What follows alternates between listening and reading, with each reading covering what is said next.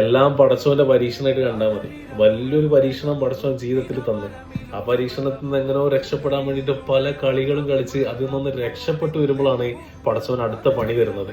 അങ്ങനെ 1, 2, 3, 4, 5 കാര്യങ്ങളായിട്ട് പടച്ചോൻ ജീവിതത്തിൽ ഇങ്ങനെ പ്രയാസപ്പെടുത്തിക്കൊണ്ടിരിക്കുന്നുണ്ടെങ്കിൽ നീ ഒരു കാര്യം ആലോചിച്ചോ, ക്ഷമിക്കാനുള്ള മനസ്സ് നിനക്കുണ്ടെന്നുണ്ടെങ്കിൽ നിന്റെ മുഖത്ത് ചിരി പടർത്താനുള്ള അവസരം പടച്ചോൻ ഉണ്ടാക്കി തരും. ഓരോ പ്രയാസങ്ങൾ വരുന്ന സമയത്ത് നീ ഒന്ന് ആലോചിച്ചാൽ മതി, നിനക്ക് തരാനിരിക്കുന്ന ആ കാര്യം ഉണ്ടല്ലോ, ആ സുന്ദരമായ ജീവിതം, അത് പടച്ചോനെ മനോഹരമാക്കിക്കൊണ്ടിരിക്കുകയാണ്. പ്രയാസങ്ങൾ വരട്ടെ, എന്ത് പ്രയാസങ്ങൾ വന്ന് പറഞ്ഞാലും സബൂറാക്കിയിട്ട് അൽഹംദുലില്ലാ അത് പടച്ചോനിൽ നിന്നാണെന്നുള്ളൊരു വിശ്വാസം ഉണ്ടല്ലോ, അത് ഉണ്ടാക്കിയെടുത്താൽ തന്നെ കുറേ പ്രയാസങ്ങളൊക്കെ മാറും.